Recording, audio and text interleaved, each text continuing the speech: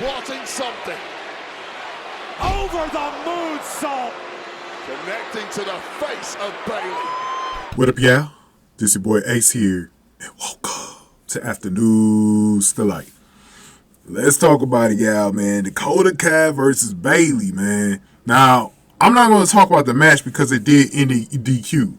We're going to go straight to what happened after the match.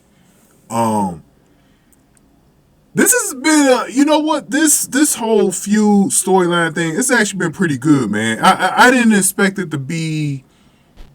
I didn't expect it to go like this, like at all. Like the way it kind of went. Obviously they've been telling that story of how Dakota Kai betrayed Bayley, and how before that, you know, Dakota Kai was trying to plead a case like, you know, Bayley was supposed to believe her and all this other stuff. And Bayley's first instincts was right all along and not trusting Dakota Kai. Dakota Kai has had a history of this. She's done this 3 times now where she's turned on her friends. Okay?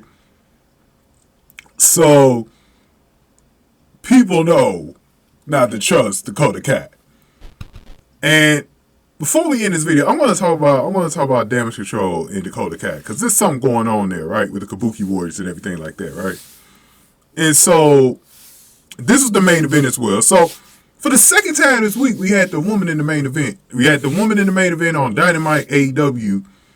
Then SmackDown had the woman in the main event. And the Memphis crowd was really into this match and this everything that was going on. We heard the whoop that trick. I think, you know what? I forgot something. The last time they were in Memphis, and I remember this, Raw was in Memphis last time. The last time they were in Memphis, Raw was in Memphis. And I remember,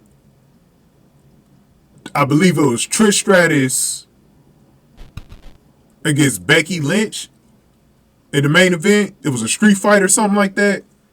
Or was it Zoe Stark and Becky? It was either Zoe Stark and Becky or Trish and Becky. Something like that. And I remember they got the main event then. So, I don't know. Maybe the WWE knows when they go to Memphis, man, the Memphis crowd's going to support the women's wrestlers. So, maybe that's what it is.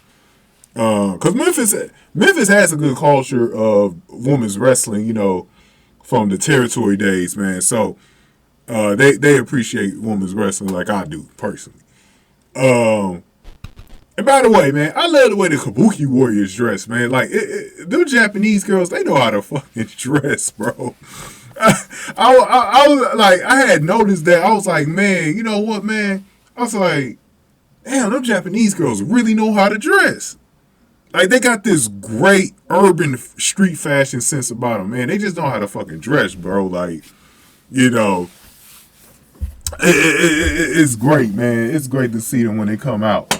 But anyways, man, so Kairi Sane got involved late in the match, right? And Iyo Sky had to pull her back, right? Now, at this point, the match was still going on. It wasn't a DQ just yet.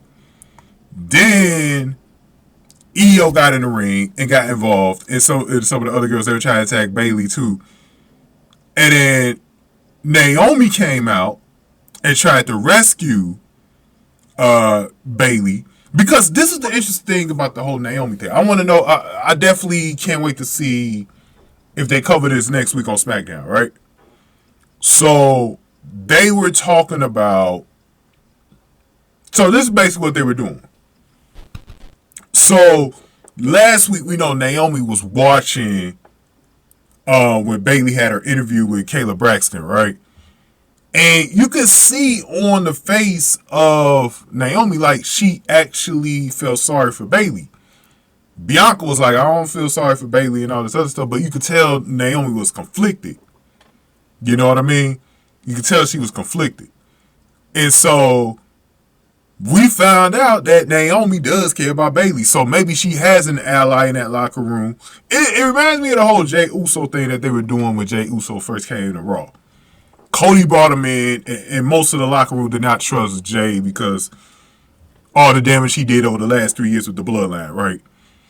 And so it seems like that's, but I think it was you, John Drake, that brought this up. Like, Bayley is going to have to, and it's not going to be easy for her because this is girls. You got to remember, girls are different from men. Girls are way less forgiving than men are when it comes to when you deceive them in any sort of way.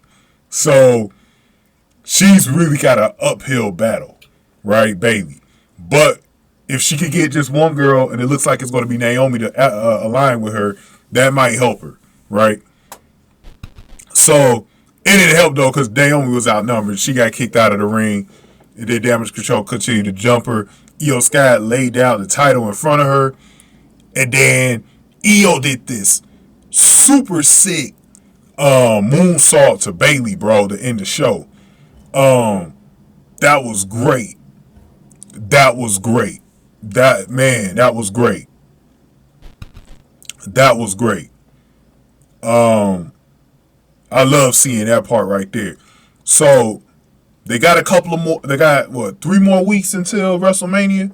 So right now, I'm liking what I'm seeing. They might need like one more good promo or something like that before we get to that match with Iyo and Bayley. But for right now, I'm liking where everything's been going with that, man. They've been doing a pretty good job building this up. Now, last thing I want to cover is with Dakota Kai, because, by the way, Dakota Kai looks really good coming back from injury. That's the one thing I meant to talk about too. Dakota Kai actually been looking pretty good in the ring since coming back from injury. That's a good sign after coming out that torn Achilles. So I'm glad, and she came back earlier than expected. So she might have been ahead of schedule the whole time. But yeah, Dakota Kai, man. The Kabuki Warriors better keep a close eye on Dakota Kai, because I think Dakota Kai's whole plan is to take over Damage Control. Like, she be the sole leader of Damage Control. She knows that, you know, basically Asuka, Iyo, not so much Kairi Sane, because Kairi Sane is still more like a henchman right now. But we know Asuka and Iyo can lead, right?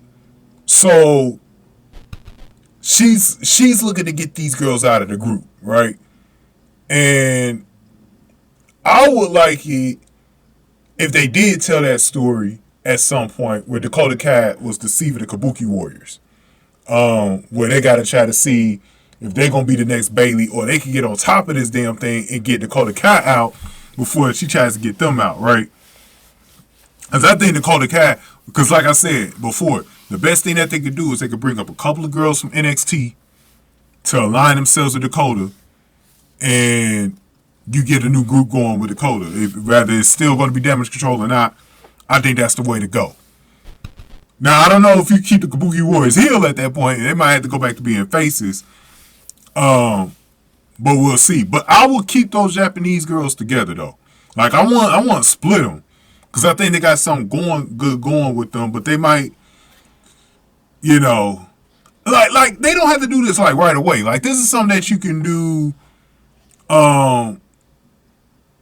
This is something that you can do maybe even this time next year. Like, you could stretch this out, man. You could stretch this out. So we'll see what they do with it, man. But give me your thoughts on this whole thing, man. Give this video a like, share, subscribe.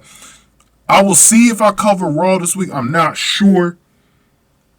If I cover Raw, I'm gonna really limit it how much I do of Raw between now and WrestleMania. But we'll see. We'll see. But I'm definitely going to keep covering this storyline on SmackDown, so y'all ain't got to worry about that. For those of y'all that's keeping an eye on this feud, we're definitely going to keep covering this for sure. But go ahead and give this video a like, share, subscribe. Y'all. Thank y'all for watching. After News to Light.